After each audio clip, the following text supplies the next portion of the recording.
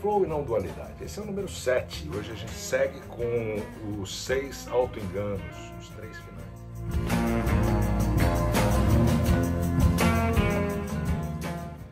Vamos começar pelo 4, então. Auto-engano número 4, a ilusão do sentido de eu, dessa individualidade.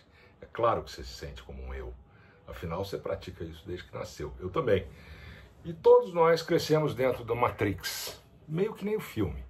E funciona assim, por volta dos 18 meses, ou seja, 1 ano e meio de idade, a gente passa a ficar mais firmemente preso numa bolha de identidade, de separação. Ah, você é o Carlos Eduardo, eu sou o papai. E aquela coisa que já vai te separando, te definindo com rótulos, nomes, termos, etc. Tem um cientista que eu coloquei, inclusive, aliás, ele é professor de ciência cognitiva e filosofia. É o Thomas Metzinger, um cara genial. E eu coloquei o link do livro dele no último episódio. Ele diz o seguinte, explica isso da seguinte forma. A nossa arquitetura cognitiva cria reflexivamente um automodelo fenomenal, uma representação complexa de um eu. O modelo inclui representações do nosso corpo, nosso estado sensorial atual, nossos processos cognitivos e nossa orientação para o mundo, bem como representações da nossa relação com o passado e com o futuro. Ele nos representa como agentes, como centros de experiência e como estendidos ao longo do tempo e do espaço. E essa representação induz a uma perspectiva de primeira pessoa, essa nossa experiência por meio da nossa identificação com ela. Então a nossa experiência é uma perspectiva de primeira pessoa, a gente se identifica e acabou, sou eu. Embora esses processos nos deem um sentido desse eu e criem uma perspectiva a partir da qual esse eu parece ser o centro ou o locus dessa experiência e dessa atuação, essa representação é falsa, é uma ilusão, é só uma sensação de si mesmo, é só um sentimento, uma sensação mesmo.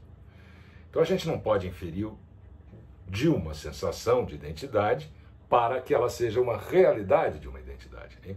Não dá para fazer isso. Também não dá para inferir do fato de que só porque uma unidade nos é apresentada, que essa unidade seja real. Não há um eu real. E aí ele apresenta isso como nós sermos modelos representacionais. Nós somos um modelo representacional, você e eu. E é claro que você está, obviamente, vivo, presente, consciente, está respirando, assistindo esse vídeo. Aquilo que a gente chama de corpo, pensamentos, sentimentos, sensações, tudo isso continua aparecendo para nós. É claro que você existe, é claro que eu existo. Mas o que você realmente não é um eu separado. Não importa o quanto real isso pareça. E não importa quantas pessoas acreditem nisso. E olha que são muitas. O que você é a consciência, ou a consciência ilimitada, que tem entendimento, que está ciente daquele eu separado. Essa é a nossa real natureza. É isso que tem que ser entendido, vivenciado. E é importante lembrar que, eu vou sempre insistir nisso, inclusive, que isso não é um processo mental, intelectual, não é para refletir, não é para pensar, é para sentir, é uma experiência, é para viver. É aquela história da vitrine do último episódio, quando eu estava olhando para dentro da loja e de repente eu vi meu reflexo. Não pensei nisso, simplesmente surgiu. Assim é esse vislumbre da nossa real natureza. Vamos seguir então com o auto-engano, a ilusão número 5, a ilusão da dualidade, que aliás dá o nome dessa série, né? Eu já venho falando sobre isso desde o ano passado, e o que isso tem a ver com flow, enfim. Então a gente experimenta a nós mesmos como sujeitos e como objetos. E tem uma distância entre nós e o mundo que está lá fora, né? Que a gente vivencia. Então a gente está convencido de que existe um mundo objetivo de coisas e objetos. Isso aqui, tudo são coisas que estão lá e eu estou cá. A gente acredita que eu estou aqui dentro e o mundo está lá fora. Que essa realidade é reproduzida fielmente dentro do cérebro. Mas a ciência cognitiva já mostrou que percepção não é uma representação fiel da realidade. É mais como uma alucinação controlada. Aquele melhor palpite, a melhor previsão do cérebro sobre o que está acontecendo lá fora. É como define o Anil Seth, que eu também deixei o link no último episódio para o livro dele, né? Ele é neurocientista. Ele chama percepção não é realidade. E ele segue. A gente não vê o mundo como ele é. Não vemos o mundo como ele é, vemos o mundo como nós calculamos, entre aspas, ou os sensores do cérebro traduzem que esse mundo lá fora seja. O Jung falou alguma coisa parecida, não vemos o mundo como ele é e sim como nós somos, né? Tem uma conotação diferente, mas vale. Sobre isso, vale conhecer também um pouco mais o trabalho do Bernardo Kastrup. Ele é um brasileiro, mas que já mora na Europa há muitos anos, ele ficou aqui no Brasil até a adolescência. Ele foi do CERN, aquele laboratório na Suíça que faz aceleração de partículas. É um cara muito interessante, escreveu alguns livros sobre idealismo e contra o materialismo. Ele diz, inclusive tem um livro dele que chama, em inglês, Why Materialism is Baloney, ou seja, por que é bobagem o materialismo.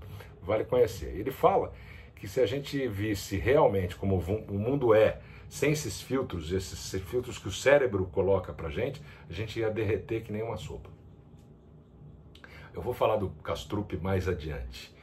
Então, não tem objeto real lá fora, não tem objeto físico, espaço, tempo, tudo isso são aspectos de como a gente percebe a realidade. Entre o lá fora e o aqui dentro, é a mesma coisa.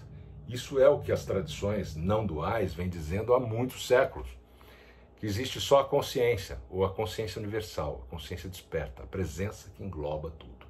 Mas nós humanos imaginamos e acreditamos na dualidade, a separação entre objetos distintos, inclusive e talvez principalmente entre nós, seres humanos. A gente inventou a dualidade, a gente perpetua a dualidade geração após geração. Isso começa desde que a gente nasce. Então, a gente passa a acreditar que porque a gente experimenta o mundo de uma certa maneira, é assim que ele deve ser. E aí nós objetificamos, coisificamos, damos nome, damos rótulo, título para tudo. Mas esses tais objetos, entre aspas mesmo, são apenas o resultado aparente de como o humano percebe, mas não como a realidade é. O substrato da realidade é a consciência. Então existe apenas consciência, não tem divisão, não tem fronteira, não tem eu separado. Dualidade, sujeito-objeto, é uma sobreposição cognitiva sobre aquilo que é realmente uma realidade não dual. Realidade é consciência.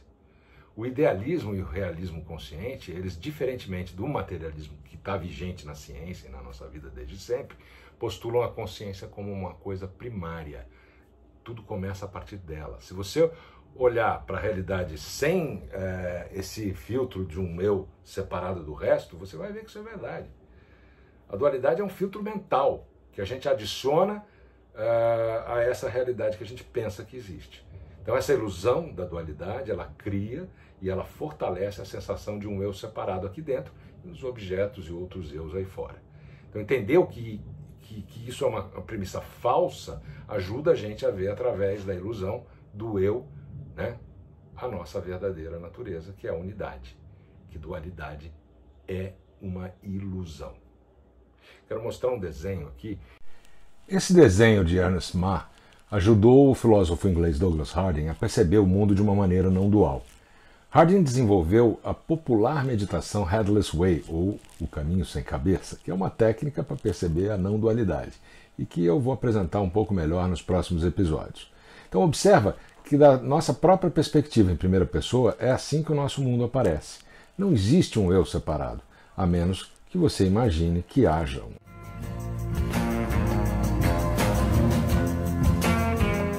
E finalizando então os 6 auto-enganos, a ilusão da primazia. A ilusão de que a experiência em primeira pessoa existe, que ela acontece para mim. A experiência é supostamente experimentada por um eu separado do resto. Então essa ilusão de que o observador ou a testemunha é uma entidade pessoal separada é a que atrapalha, né? Eu sou observador. Eu faço. Eu. Mas se você investigar diretamente a natureza desse observador ou desse agente de ação, desse experienciador da experiência, vamos falar assim, você não consegue encontrar nada sobre isso que seja pessoal ou separado. Vamos recuar um pouco. Essa sensação de primazia, de que eu sou o sujeito supremo de toda a experiência, ela é verdadeira.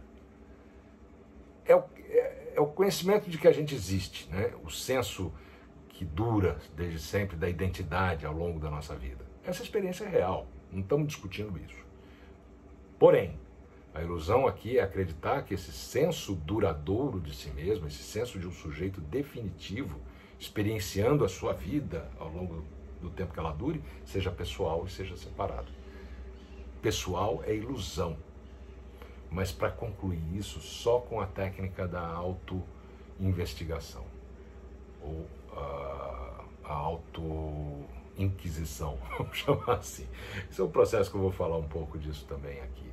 Mas é importante dizer o seguinte, quando você percebe isso, quando você tem esse vislumbre,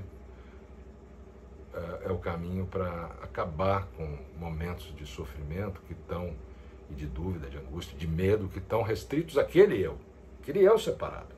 Quando você percebe que ele faz parte de algo muito maior, e que nós estamos todos dentro dessa consciência desperta, não existe uma razão para isso.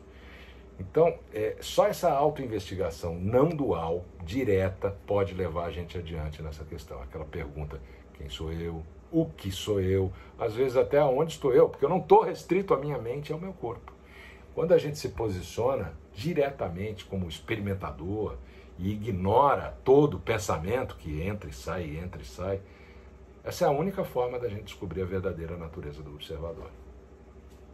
A gente permanece como aquilo que está experimentando e observa que não pode encontrar qualquer limite, não vai encontrar limite ou fim nessa presença consciente, nem qualquer coisa que seja pessoal. Então lembra, pensamentos, emoções, sensações, qualquer objeto, a presença consciente, isso tudo faz parte desse processo. Então a gente pode estar ciente que essa consciência desperta, esse algo mais amplo, a gente está, quando a gente tem ciência disso, que eu estou inserido nisso, mas eu sou isso também, sou parte desse processo maior. E essa mudança natural acaba acontecendo, esse vislumbre. Aquilo que eu pensava que eu era, o eu separado, aparece nessa presença consciente, nessa consciência desperta e limitada que eu realmente sou. Não é o caso do meu eu pessoal ter uma consciência pessoal, ele não tem uma consciência separada. E aí vem aquela mudança, o clique, a sacada, o vislumbre, quando você percebe que você está conectado com o resto. Então a ilusão final dessa série, né, dos 6 auto-enganos, essa ilusão final é a crença de que o experienciador é um eu separado. Não é. Isso é só uma crença. O experienciador, o sujeito puro, é presença ilimitada, eterna e consciente. Você é isso, consciência desperta. E esse vislumbre é possível. Eu vou trazer nos próximos episódios mais alguns, eu já dei alguns ao longo da série, eu vou trazer mais alguns caminhos ou práticas que você possa de alguma forma desenvolver, não intelectualizando, não mentalizando, mas sentindo, para ter esse vislumbre, para ter esse clique. Boa semana e que o flow esteja com você.